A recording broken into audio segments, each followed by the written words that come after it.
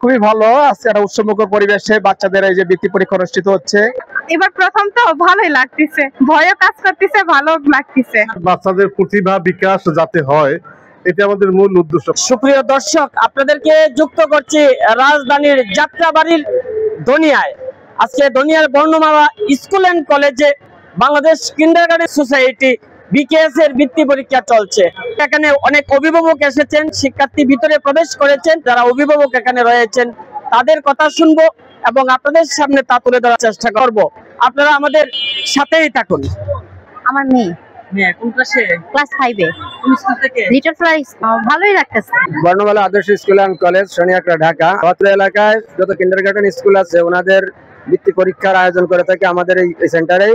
Ayesha preparatory school, ও class nursery.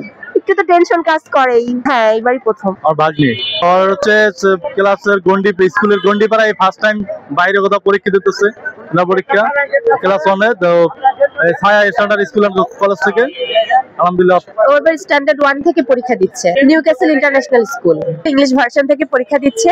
দেখা যাক ঈশ্বরের কৃপায় কি করে।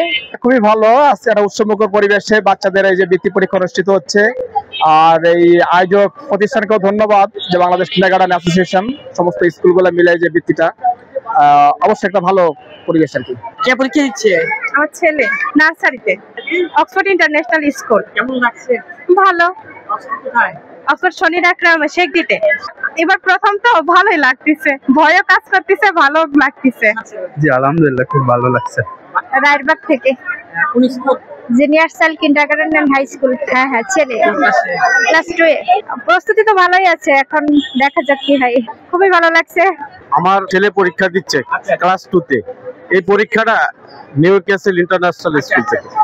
এখন বলতে পারেন যে আমার ছেলে কেন পরীক্ষা দিচ্ছে, এটা যেহেতু কিন্ডারগার্টেনের একটা বৃত্তি পরীক্ষা। আমরা জানি সরকারি প্রাথমিক বিদ্যালয়ে যেভাবে পরীক্ষাগুলি হয় শুধুমাত্র ক্লাস 5ম শ্রেণীতে হয়, বাকি ক্লাসগুলিতে কিন্তু হয় না।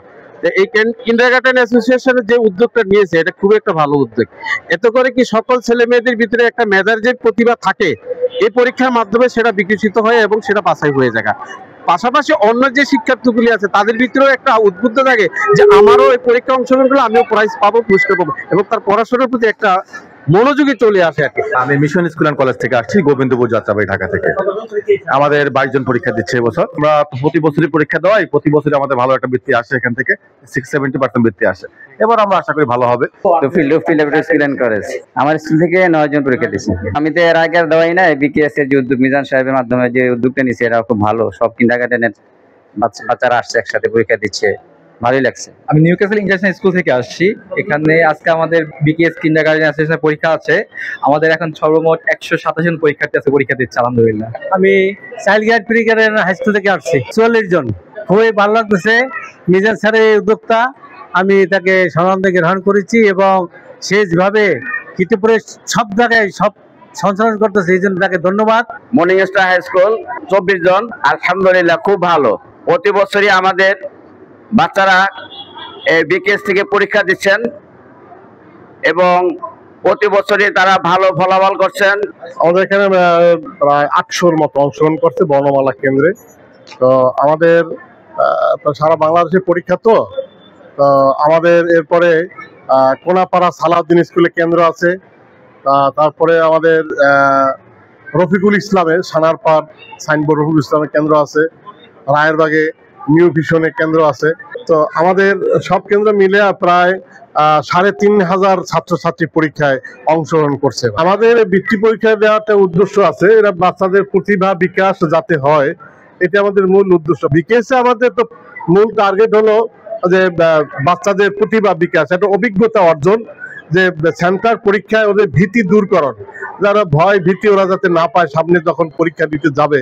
এইটা আমাদের কাজ হলো এইটা, এবং পুরস্কৃত করা, যে মেধার একটা যাচাই, এটা বোধহয় একটা পুরস্কৃত করা, বাৎসরিক একটা প্রোগ্রাম করা, সে প্রোগ্রামের মাধ্যমে মেধার যাচাই এবং মেধা যাচাই পুরস্কৃত করা, এটা আমাদের উদ্দেশ্য।